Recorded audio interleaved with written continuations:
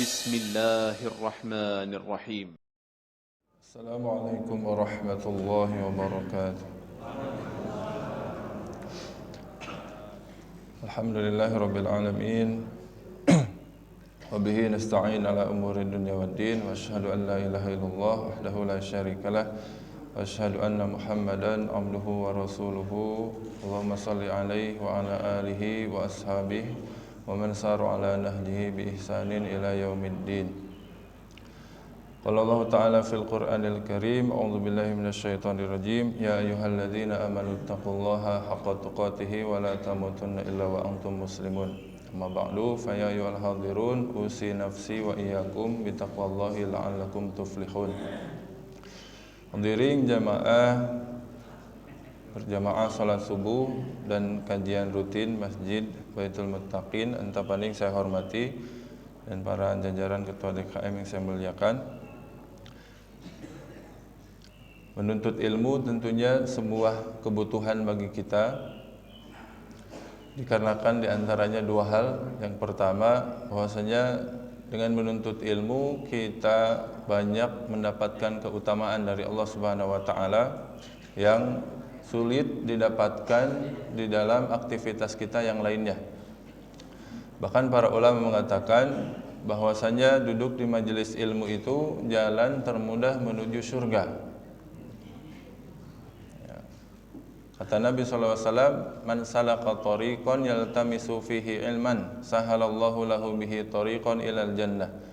Siapa yang menempuh satu jalan, dia mencari-cari ilmu di jalan tersebut, maka Allah akan memudahkan jalannya ke surga. Kurang mudah apa? Tinggal jalan ke masjid, kemudian duduk dengerin aja. Ya, tapi jangan ngobrol. Tinggal duduk dan dengerin. Lebih mudah daripada sholat, Pak, duduk di majelis ilmu itu.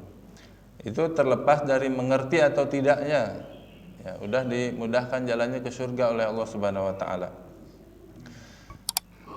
Kemudian banyak sekali keutamaan yang lain, ya, dimintakan ampun, dimintakan rahmat oleh malaikat kepada Allah untuk kita yang sama-sama duduk di majelis ilmu ini.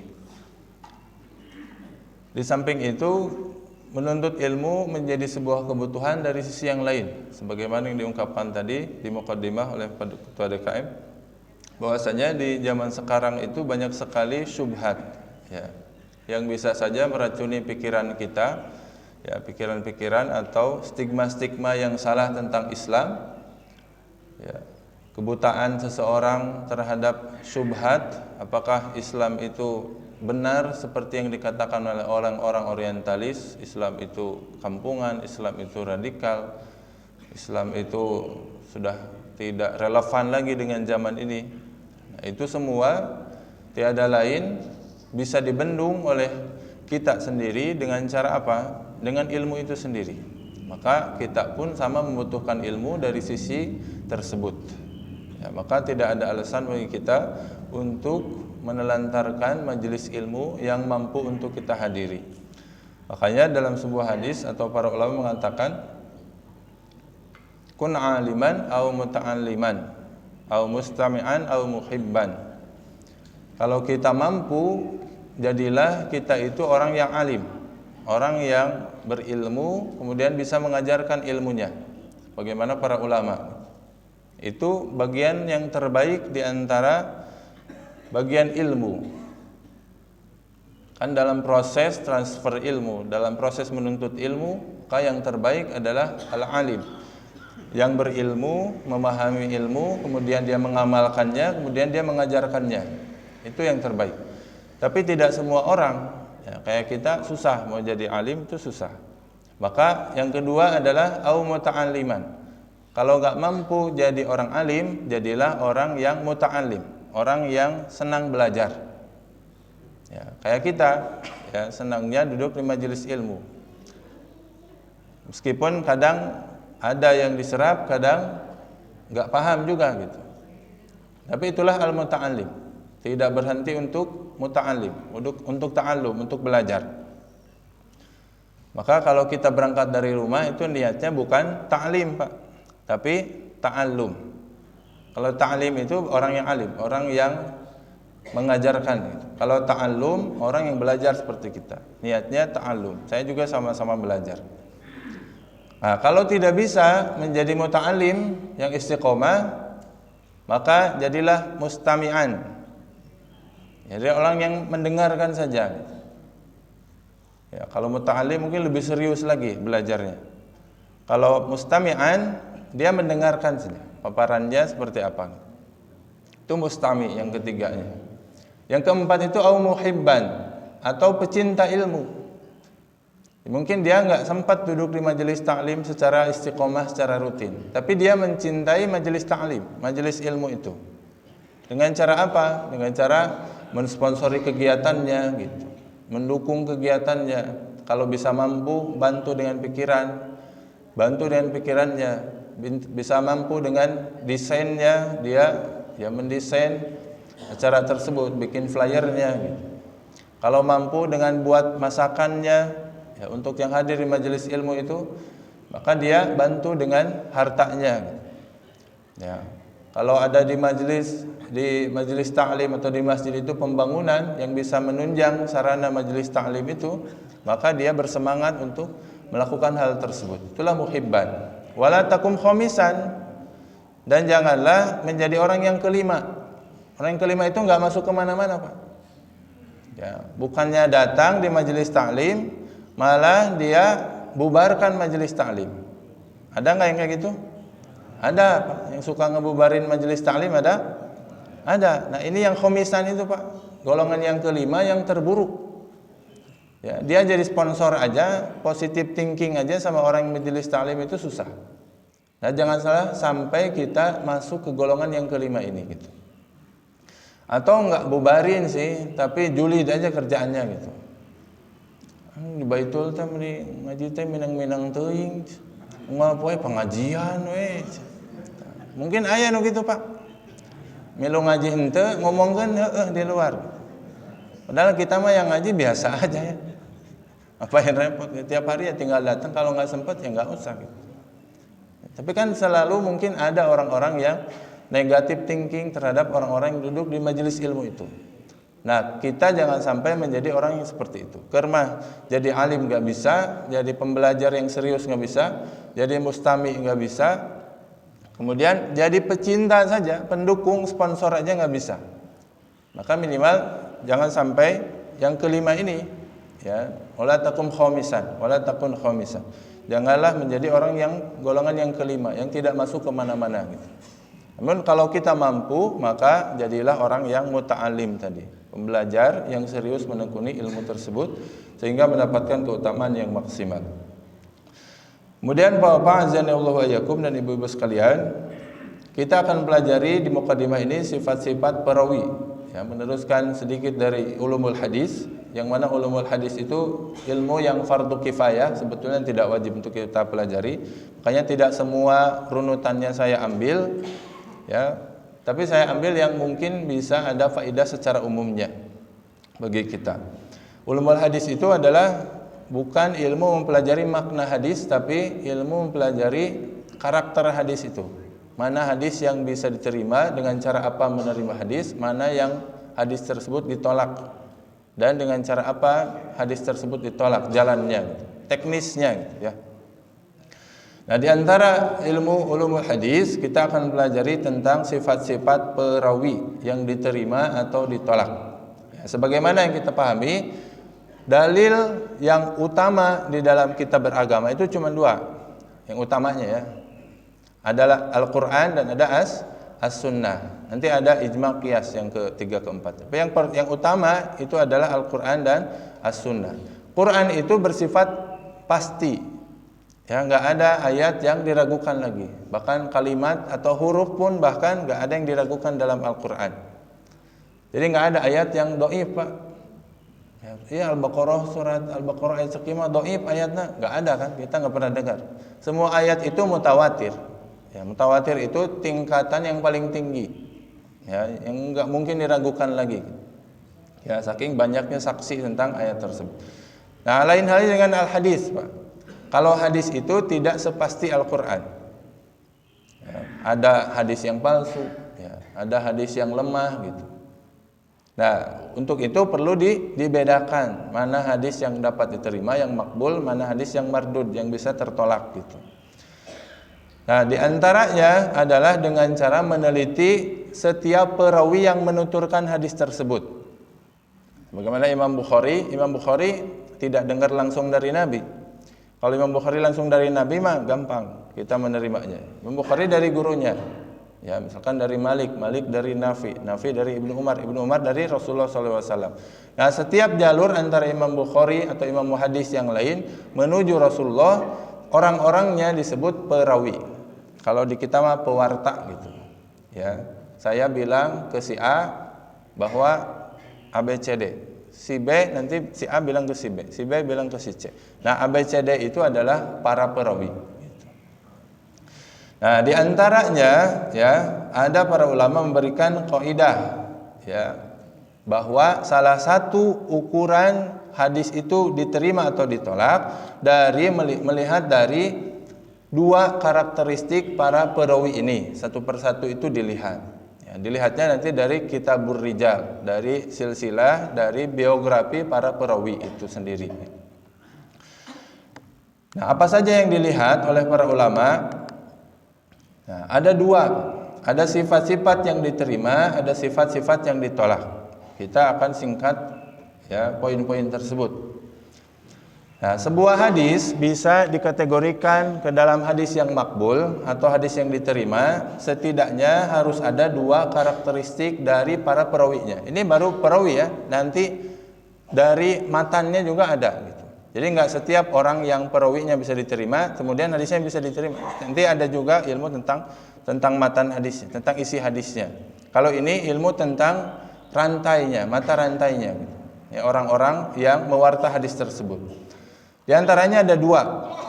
Begitupun sifat yang ditolak adalah dua atau kebalikan dari dua sifat yang diterima itu. Ya, yang pertama sifatnya adalah adil atau memiliki adalah. Ya, maka lawannya adalah cacatnya adalah dari perawi itu. Ya. Yang kedua diterima kalau dobet, ya dobit, ya sifatnya disebut dobat. Dobat itu kuat hafalannya atau bisa mempertanggungjawabkan hadis yang dia warta gitu. Maka lawannya adalah cacat hafalannya. Ya. Yang pertama adil. Adil itu kalau bahasa kita apa Pak? Bahasa kita apa adil? Biasanya apa? Tidak berat sebelah atau apa lagi Pak? Kalau bahasa ulama biasanya menempatkan apa? Menempatkan sesuatu pada tempatnya. Nah, ini beda lagi. Pengertian adilnya bukan itu. Kalau adil dalam ilmu hadis atau secara umum adil yang ada di Al-Qur'an ketika bicara tentang masalah saksi, ya, maksudnya adalah sebagaimana yang ditulis ini. Malakatun tahmilu sahibahu ala taqwa. Sebuah karakter, sebuah sifat yang mendorong pemilik sifat itu untuk takwa kepada Allah. Jadi yang pertama adalah takwa adil itu. Bijtinabil adnas dengan menjauhi dosa-dosa yang besar, ya. Wa ma yakhullu bil muru'ah ingdan nas, dan bisa mencoreng muru'ah orang tersebut di hadapan manusia. Jadi takwa kepada Allah dengan cara apa? Menjauhi dosa. Tapi enggak semuanya dijauhi, karena orang itu enggak mungkin terlepas dari dosa kecil. Kalau dosa besar mungkin bisa, apalagi orang-orang soleh. Ya, semuanya dosa besar mungkin dihindari. Dosa kecil enggak ada manusia yang terlepas. Yang dimaksud di sini adalah dosa-dosa yang besar minimal dia jauhi. Itu ada pengertian takwa ya. Kemudian dia tidak mencoreng muruahnya di hadapan manusia yang lainnya. Ya, itu namanya adil. Ya, jadi adil itu sifat takwa seseorang, ya, dengan takwanya itu dia menjauhi dosa-dosa, terutama dosa yang besar, dan bukan cuma menjauhi dosa kepada Allah, di hadapan manusia pun dia bisa menjaga muruahnya. Ya, nanti apa muruah itu kita bahas. Ya, itu namanya adil. Nah, setidaknya adil itu ada beberapa poin. Kata para ulama Islam, yang pertama wajib muslim. Jadi nggak ada pewarta hadis, rawi hadis yang agamanya bukan Islam, nggak ada. Kenapa? Ya itu logika saja Pak. ini kan hadisnya tentang agama Islam. Dan orang yang menjadi rawi hadis itu panitianya. Ayo orang kafir mah peserta aja bukan, masa mau jadi panitia gitu. Ya, kan enggak logis. Ya, jadi sesuatu tentang spesifik tentang agama Islam, masa diambil dari orang yang bukan Islam. Ya. Kemudian syarat yang kedua dari adil itu adalah baligh dan akil. Ya, orangnya sudah baligh. Ya, laki-laki dengan cirinya yang spesifik, perempuan pun dengan cirinya yang spesifik. Jadi enggak semua pewarta hadis itu laki-laki, Pak. Banyak juga yang perempuan. Ya, tapi memang notabene kebanyakannya adalah laki-laki. Dan juga harus berakal, artinya tidak gila. Ya, kenapa? Karena orang yang belum balik dan dia tidak berakal atau gila atau terganggu akalnya, maka dia tidak dapat dimintai pertanggungjawaban kalau dia bohong. Begitu baik di akhirat ataupun di dunia. Orang yang gila itu nggak bisa ditanya lagi nanti. Kalau udah bohong, di akhirat pun dia nggak dosa. Ya. Dan dia nggak takut tentang dosa itu. Ya, karena rufi'atil aqlam itu. Jadi penanya itu sudah diangkat oleh Allah. Kemudian yang ketiga adalah takwa. Ya, dia bertakwa. Apa itu takwa? Ya.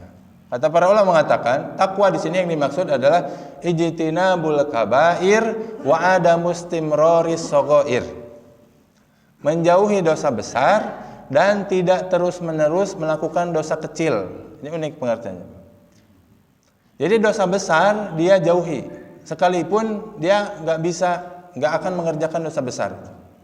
Jangankan mendekatinya, ya, jangankan melakukannya, mendekatinya pun dia nggak mau. Itu takwa.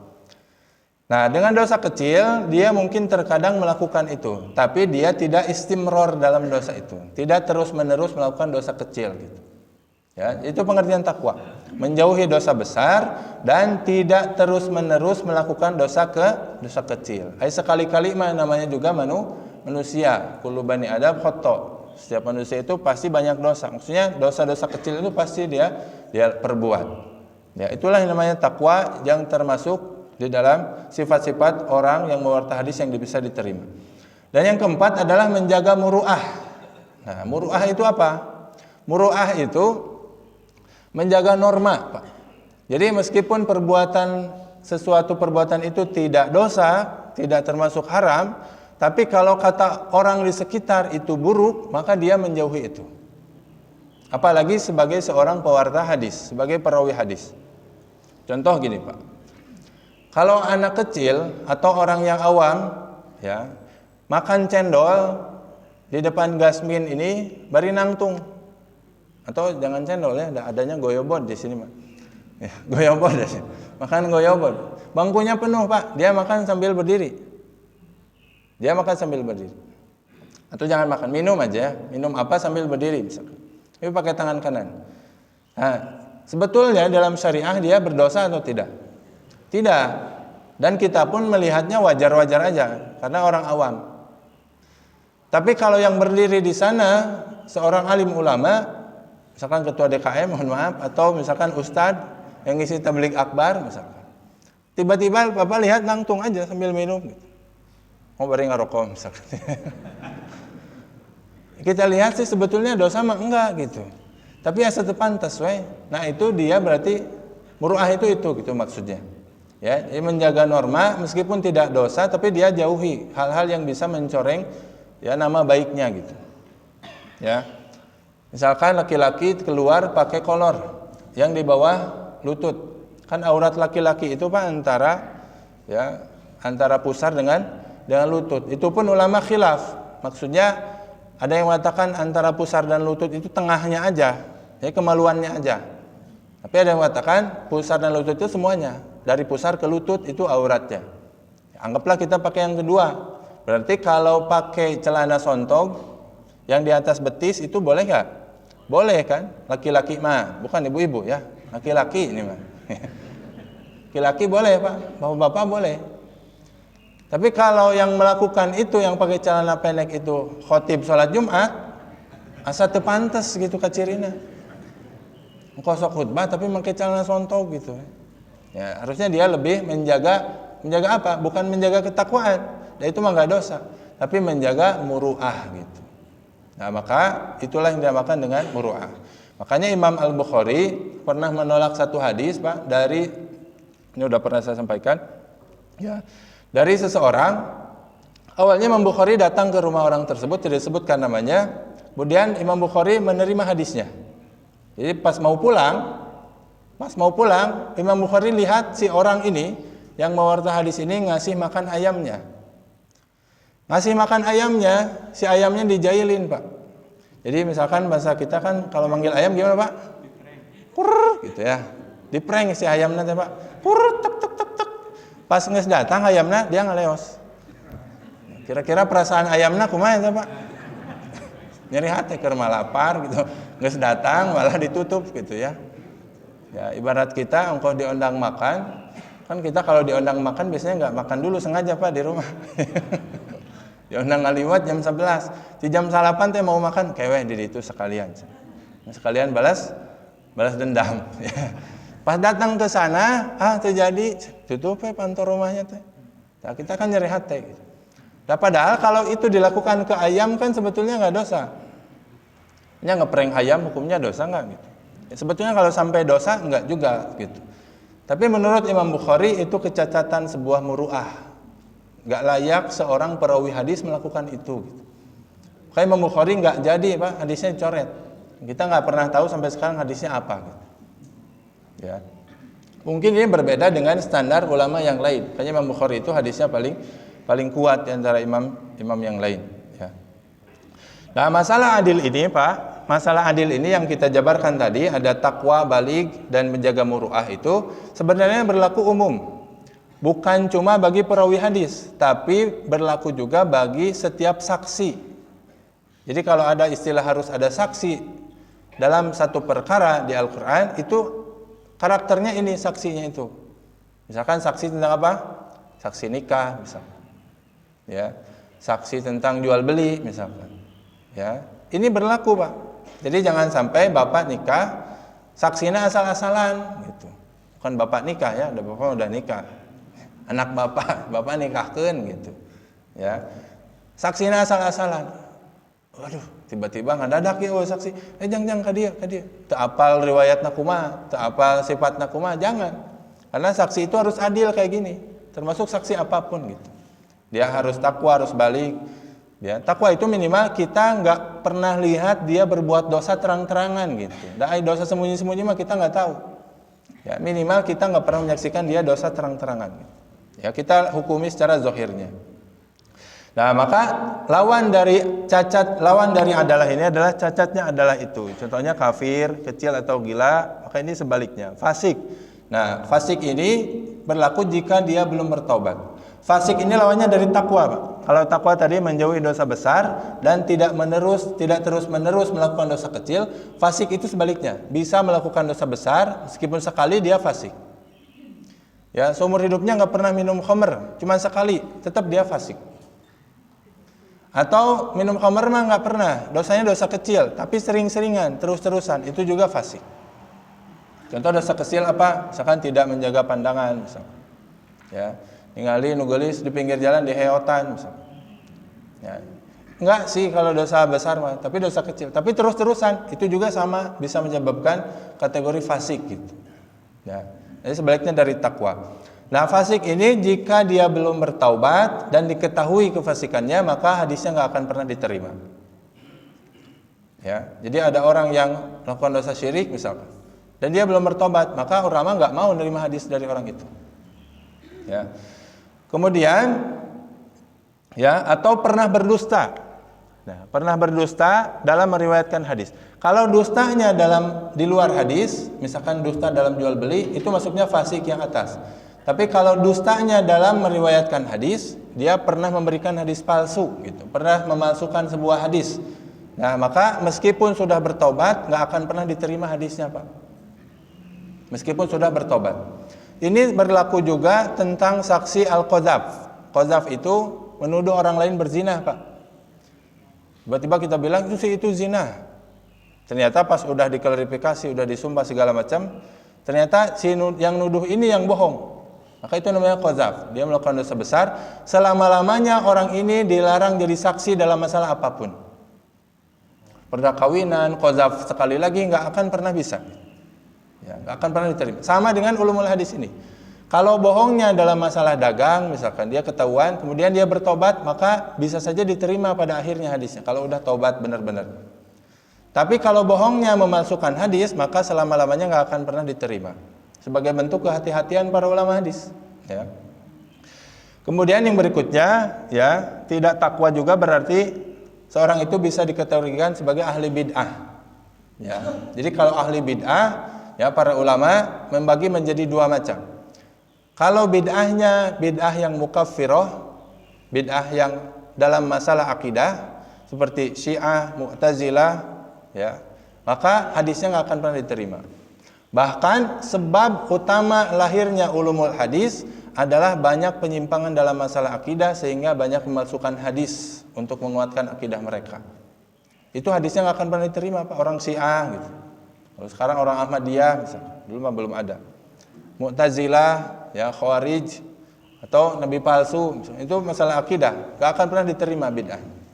Hadisnya nggak akan pernah diterima karena dia berbuat bid'ah yang besar, yang menjadikan pelakunya menjadi kafir selama-lamanya, meskipun dia sudah bertobat.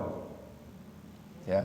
Dan perlu diketahui, Pak, kalau kita sering mendengar istilah ahli bid'ah, itu semua ulama klasik atau 99% gitu ya, ulama klasik itu ketika melafalkan ahli bid'ah, melafalkan kalimat bid'ah atau ahli bid'ah, itu rata-rata yang dimaksud adalah bid'ah akidah, jarang memaksudkan bid'ah ibadah. Apalagi bid'ahnya masih khilafiyah. Contoh di kita ada yang melakukan ABCD ritual ibadahnya, tapi itu masih berlaku umum, bukan bid'ah yang parah gitu. Maka kita nggak bisa kategorikan sebagai ahli bid'ah. Karena ahli bid'ah di kalangan para ulama itu yang dimaksud adalah bid'ah akidah biasanya, Pak. Syiah misalkan, ya, Mu'tazilah, Khawarij itu ahli bid'ah. Kita jangan sampai terjebak memakai kata ahli bid'ah, kita sematkan kepada orang yang bid'ahnya hanya dalam masalah ibadah saja. Ya, baca Yasin, tahlilan, itu ahli bid'ah, nggak boleh, Pak. Karena itu masih khilafiyah, apakah bid'ah atau tidak. Terlebih lagi itu masalah ibadah. Karena masalah ibadah para ulama biasanya tidak mengatakan pelakunya sebagai ahli bid'ah, meskipun ibadahnya beneran bid'ah, tapi pelakunya tidak disebut ahli bid'ah. Yang disebut atau terminologi ahli bid'ah yang disebut para ulama biasanya ranahnya adalah bid'ah akidah gitu. Jadi kalau kita melihat atau membaca buku, itu ahli bid'ah. Ada kalimat para ulama, baca kitab-kitab misalkan, itu yang dimaksud biasanya adalah bid'ah masalah akidah gitu. Ya, yang menyimpang dari ahlus sunnah. Nah, kemudian yang terakhir yang bisa menyebabkan turunnya muru'ah adalah perawi yang meminta upah. Jadi meriwayatkan hadis, dia nggak mau meriwayatkan hadis kecuali murid-muridnya bayar SPP. Ya, mau ngajar, dia lihat dulu. Ya yang belum mayar, terjadi ngajarna. Itu mencacati muruahnya. Ulama nggak mau ngambil hadisnya. Meskipun ini tidak mutlak, Pak. Ya. Dan tadi pelaku bid'ah, kalau bid'ahnya sudah bertobat dan bukan masalah akidah, hadisnya masih bisa diterima. Selama dia tidak memalsukan hadis. Nah, yang berikutnya adalah perawi yang minta upah, ini juga ya meminta upah atas hadisnya ya, bukan minta upah dari pekerjaannya. Dia ngajar hadis kemudian minta upah dari hadisnya yang diriwayatkan, maka itu cacat muruahnya dan tidak bisa diterima hadisnya menurut para ulama. Tapi kalau ini bersifat kewajaran, hanya menerima misalkan, tapi tidak sampai memaksa, kemudian tidak menjadikan itu tolak ukur, misalkan kalau nggak ada uang saya nggak mau meriwayatkan hadis, nah itu ditolak. Tapi kalau dia hanya mengambil saja dan dia tidak mensyaratkan itu, maka masih bisa diterima hadisnya. Ya, jangan sampai ada ustadz sekarang, ya, atau sekolah, kan sekolah sekarang pada mahal Pak bayarannya.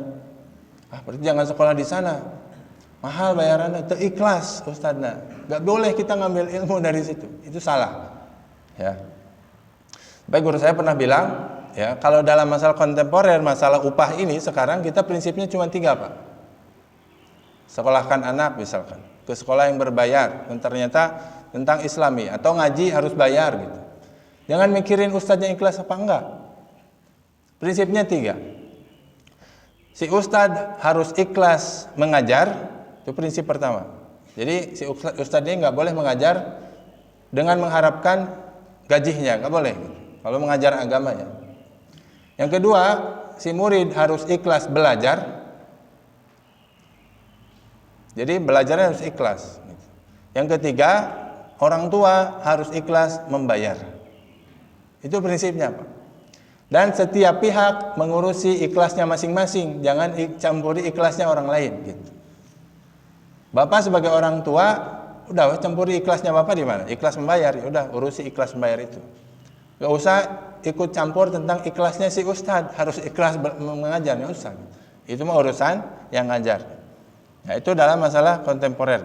Artinya ini tidak lantas bisa diambil ke dalam konteks kita sekarang gitu. Kalau ada orang yang mengajar kemudian dia minta upah, kita lihat konteksnya dulu. Kalau dalam ulumul hadis zaman dulu, memang biasanya perawi hadis itu tidak menjadikan meriwayatkan hadis itu sebagai aktivitas yang utama. Misalnya dia bekerja, maka di malam harinya dia menerima orang untuk talaki hadis. Tapi masih punya pekerjaan yang lainnya gitu. Kalau zaman sekarang, kalau semua ustadz harus kerja sambil ngajar itu susah. Ngajarnya aja sehari 2 kali, ya, pagi sama sore. Kalau kerja apa yang bisa, ya, di sela-sela itu kan susah gitu. Ya, kalau zaman dulu, ya, meriwayatkan hadis itu tidak jadi pekerjaan, ya, tidak jadi aktivitas utama. Kalau zaman sekarang, kalau tidak fokus susah, maka ya bisa dikategorikan, ya, dimaklum gitu ya. Sebagaimana ternyata perawi hadis juga tidak semuanya menolak upah. Ada juga yang menerima upah dari hadisnya, tapi dia tidak mensyaratkan upah tersebut. Ya. Di antaranya ada seorang perawi hadis, ya, dinamakan Abu Nuaim Fadl bin Dukain. Itu gurunya Imam Bukhari. Ya, gurunya Imam Bukhari, dan juga Abdul Aziz Al-Makki. Di antaranya disebutkan dalam kitabnya. Abu Nuaim, gurunya Imam Bukhari, mengatakan seperti ini. Yalumunani alal ajar. Terkadang ketika saya mengajar hadis, ada orang yang sirik, ada orang yang iri, ada orang yang mencela, kenapa saya menerima bayaran dari murid saya, katanya. Jadi dicela Abu Nuaim ini karena menerima bayaran dari muridnya ketika mengajar hadis. Tapi kata beliau, wa fi baiti tis'ata asyara. Sementara di rumahku ada 13 jiwa yang harus aku nafkahi. Wa ma fi baiti raghifun, atau wa ma fi baiti min raghifin. Dan di rumahku itu gak ada sepotong roti pun gitu.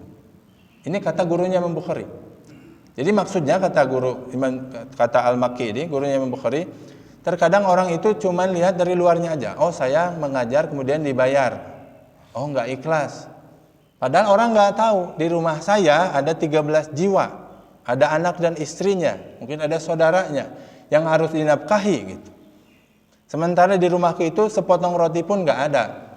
Maksudnya kalau saya ngajar hadis tidak diambil itu upahnya, keluarga saya mau dikasih makan apa? Gitu. Masa mau dikasih makan hadis juga gitu? Masa mau kitabnya disobek-sobek kan nggak mungkin gitu. Itu sisi logisnya gitu. Kenapa boleh menerima hadis? Karena terkadang ulama itu ada yang fokus di dalam mengajar umat gitu. Ya, kalau di Saudi, ya, leheng karena ditanggung negara. Gitu. Ya, kalau di kita, ya, nggak ada. Kemudian di antara ulama yang tidak menerima upah, misalkan Al-Imam Al-Auza'i, ya, Al-Imam Al-Auza'i itu tidak menerima upah seumur hidupnya. Bahkan beliau di akhir hidupnya, ya, pernah dipaksa untuk menerima hadiah oleh murid-muridnya. Ya, kata beliau, kalau saya dipaksa menerima hadiah, mulai sekarang saya berhenti ngajar. Saya nggak mau ngajar lagi. Jadi kalian pilih mana? Mau terus belajar, ya, dengan cara tidak menerima hadiah, atau menerima hadiah, ngasih hadiah ke saya, tapi saya berhenti ngajar kalian. Gitu. Itu Imam Al-Auza'i. Kalau zaman sekarang kebalik, Pak. Kalau nggak kasih hadiah, ustadznya terdatang di, gitu. Ya, boleh sebenarnya. Ya. Atau misalkan Abul Fat Al-Karuhi, ya, seorang ulama hadis juga, kalau nggak salah ini di kitab-kitab At-Tirmidzi seringnya, ya, namanya. Beliau itu sakit di umurnya yang ke-70 tahun. Jadi hampir wafat gitu. Ya, sakitnya sudah parah. Dipaksa oleh murid-muridnya menerima sejumlah dinar. Dinar itu kan emas, Pak ya. Ya, 1 dinar aja sekitar 4 juta sekarang. 4,2 gram, 4 juta 200 misalnya. Ya, dipaksa untuk menerima dinar-dinar itu, dan bukan cuma 1 dinar, mungkin banyak. Ya, kata Abul Fath Al-Karukhi, ya, seorang perawi hadis di kitab Tirmidzi, dia mengatakan seperti ini. Apakah aku akan menerima emas-emas ini di akhir hidupku, sedangkan selama 70 tahun aku tidak pernah menerima apapun dari hasil aku mengajar. Jadi 70 tahun gak pernah dibayar ngajar apapun. Merawi hadis pun gak pernah dibayar apapun. Kenapa? Karena beliau merasa ketika dibayar itu cacat muruahnya. Tapi sekali lagi itu tidak mutlak, ya, tergantung apakah dia menarifkan atau mematok itu atau tidak. Ya, karena ada juga perawi hadis yang menerima, ya, bayaran, menerima hadiah, menerima upah. Selama itu tidak menjadikan dia, ya, tidak objektif dalam merawi hadisnya. Kemudian, nah, itu yang dinamakan dengan muruah atau yang dinamakan dengan adil, ya. Yang kedua, Pak, hadis bisa diterima kalau perawinya dobat, kuat hafalannya. Jadi setakwa apapun, Pak, di sini jelemana sasoleh-soleh pisan, ai pohoan mah mau diterima hadisnya. Ya. Jangankan meriwayatkan hadis, nyimpan kacamata ge di mana poho. Siga kita, Pak. Saya juga sebetulnya saya harus pakai kacamata, Pak. Dan sering lupa nyimpannya di mana. Saya kalau jadi perawi hadis nggak akan kepake, Pak. Dan sering lupa gitu. Ya. Kalau kita bahkan bukan cuma hadis, Qur'annya kadang lupa. Ya, kalau perawi hadis, ya, karakteristiknya setidaknya ada 2 ciri. Ya, harus kuat hafalannya. Kata para ulama tidak pelupa maksudnya. Para ulama biasanya kadang mengeceknya itu gini. Kalau si A meriwayatkan hadis, misalkan Imam Malik meriwayatkan hadis, nanti murid-muridnya ngecek. Wahai Imam Malik, tolong dengar hadis ini. Murid bacakan langsung sama muridnya, ditalkin namanya. Padahal hadisnya bukan dari Imam Malik. Hadis ini misalkan yang dibacakan dia. Tapi kalau Imam Maliknya bilang, "Oh iya itu hadis saya." Nah, itu ciri-ciri orang sudah banyak lupanya. Jadi hadisnya hadis orang lain, tapi ketika dibacakan, dia akui hadis itu sebagai hadisnya. Itu nggak akan diterima. Atau kebalikannya gitu. Ya, hadis itu dari dia, tapi dia sendiri lupa pernah meriwayatkan hadis itu. Itu juga pelupa. Ya, maka tidak bisa diterima hafalannya. Kecuali kalau lupanya yasir, lupanya hanya sedikit, itu masih bisa diterima. Manusia mah nggak mungkin. Ada yang ingat 100% seluruhnya. Cuma nanti beda, Pak. Kalau kualitas hafalannya 90% ke atas, itu namanya hadis sahih. Hadis yang keluar dari lisannya itu hadis-hadis yang sahih. Kalau hafalannya antara 70 sampai 90, maka hadisnya menjadi hadis yang hasan gitu. Jadi hadis sahih dan hasan itu cuma beda kualitas hafalannya, Pak. Ya, orangnya sama-sama takwa, sama-sama adil. Cuma beda kualitas hafalannya. Nah, kemudian kalau dia tidak mengingat hadisnya, tidak menghafal hadisnya, minimal dia termasuk dobat tulisan. Dobat tulisan itu dia menulis hadisnya, karena rumasa pelupa dia tulis hadisnya. Dan dia harus menjaga tulisannya itu. Nggak boleh sembarangan nyimpen bukunya di mana aja, nanti kecoret sama anaknya misalnya. Nanti hilang sebagian tulisannya. Ya kan hadis itu Pak pernah diriwayatkan. Ini banyak di kitab-kitab, ya. Pernah ada satu perawi hadis yang salah meriwayatkan hadis sampai menyebabkan orang yang mendengar hadis ini mati. Dan salahnya cuman 1 titik, Pak. Karena Nabi mengatakan habbatus sauda itu obat dari segala macam penyakit. Habbatus sauda. Ini perawi ini tidak ngeh bahwa kitabnya yang dia tulis obat itu disimpan di mana aja. Kemudian kecoret-coret lah atau ketimpa apalah. Sehingga habbatus sauda, ba-nya titiknya lebih 1. Kalau ba titiknya lebih 1 jadi apa? Jadi apa, Pak? Ya. Jadi hayatu sauda. Hayatu sauda artinya ular hitam. Kalau habbatus sauda biji hitam. Biji jinten hitam itu habbah. Kalau ular hayatus sauda. Mengatakan ular betina, hayatus sauda. Orang yang mendengar ini, oh hayatus sauda teh obat. Dia nyari ular hitam kemudian dimakan, akhirnya mati. Gara-gara apa itu Pak? 1 titik gara-garanya.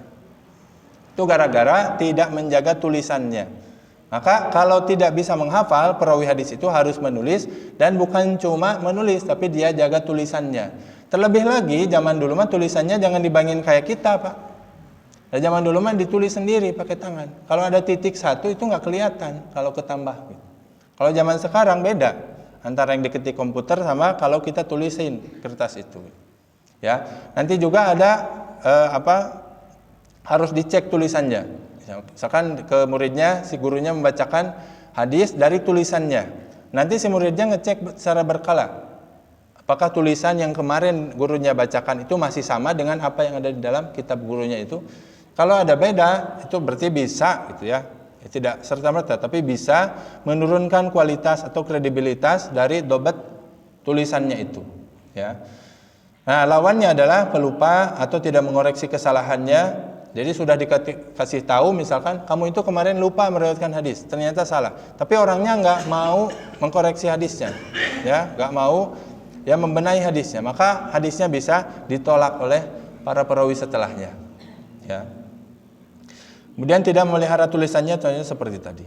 Ya, itulah Pak di antara sifat-sifat perawi yang bisa diterima dan lawannya sifat-sifat perawi yang bisa tertolak. Ya, secara garis besar adalah 2, adil dan dobat. Ya, yang bisa diterima itu perawinya adil, dan ini berlaku untuk segala macam saksi yang ada dalam Islam. Ya, yang kedua adalah dobat, kuat hafalannya. Ya, kalau zaman kita ya, kalau mau jadi saksi juga harus dilihat. Jangan sampai orangnya soleh tapi udah pikun. Misalkan Bapak mau nikahkan, saksinya orang pikun. Nanti kalau ada apa-apa nggak ada saksi Pak. Bapak kan jadi saksi ya waktu anak saya nikah. Iraha, saya ngespoh. Jadi saya ngaran saya ngespoh. Nama saya aja udah lupa, itu kan bisa jadi. Nah, jangan dijadikan saksi gitu. Nah, apa hikmahnya apa? Kita mempelajari ini diantaranya adalah dengan mengenal sifat para perawi yang baik, maka kita berusaha meneladani pula sifat-sifat tersebut. Contoh tadi adil, takwa. Takwa itu apa? Menjauhi dosa besar dan tidak terus-menerus melakukan dosa kecil gitu. Contohnya menjaga muru'ah. Terkadang kita bukan cuma melihat halal haramnya, pantas gak kita ngelakuin ini gitu. Apalagi kalau tetangga kita ngelihat kita sebagai ahli masjid, maka harus lebih hati-hati lagi. Apalagi tetangganya bukan muslim. Terus kita melakukan ABCD yang memang ternyata bukan dosa, tapi nggak pantas aja, maka sebaiknya dihindari. Ya, intinya kita meneladani sifat-sifat yang baiknya. Yang kedua, kita menghindari sifat-sifat yang buruknya. Ya, seperti tadi berbohong, berdusta, meriwayatkan hadis palsu, ya, bermudah-mudah meriwayatkan hadis, padahal belum tahu pasti sahih atau tidaknya, dan seterusnya. Dan yang ketiga, ya, hadis ini, ya, ilmu ini di antara hikmahnya adalah bahwa hadis yang kita terima dan sudah dikategorikan diterima makbul, baik sahih ataupun hasan li ghairihi, itu tingkat minimal hadis diterima itu hasan li ghairihi, ya.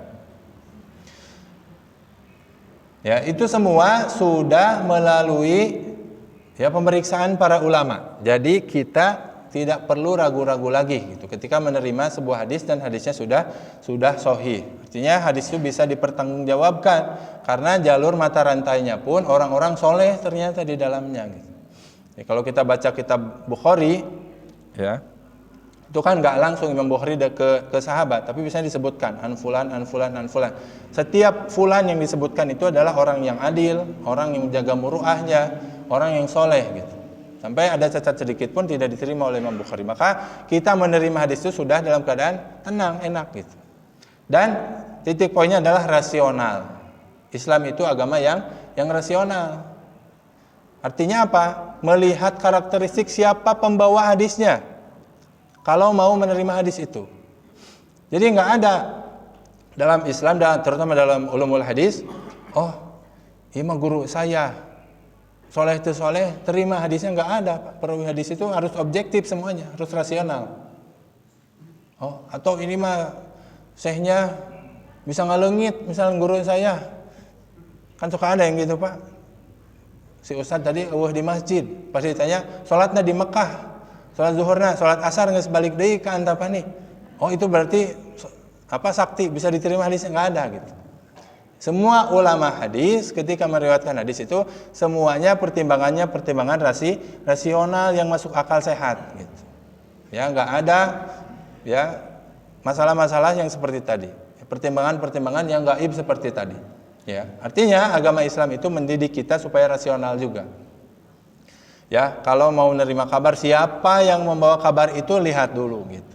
Karakteristiknya seperti apa gitu. Ya, bukan kita menghakimi, tapi ya kita masalahnya mau mengambil agama nggak boleh sembarangan. Ya, yang terakhir ini adalah dasar dari cabang ilmu jarah wa ta'dil. Jarah wa ta'dil itu nanti setelah ini ada. Ya, jarah wa ta'dil itu lebih detail nanti mengenal para perawi. Jarah itu artinya mengatakan bahwa perawi itu cacat, tidak bisa diterima. Nah, tadi kan sudah ada sebabnya. Nanti ada caranya, Pak. Cara ulama ini unik nanti caranya. Cara ulama mengatakan si fulan ini cacat, hadisnya itu seperti apa? Kalimat-kalimatnya unik. Ya. Cara ulama mengatakan perawi ini adil, bisa diterima hadisnya itu seperti apa? Kalimat-kalimatnya seperti apa? Julukan-julukannya apa saja? Itu ada di dalam bab jarah wa ta'dil. Ya, cabang ilmu hadis selanjutnya. Wallahu a'lam bishawab, itu di antara ilmu hadis yang kita pelajari hari ini.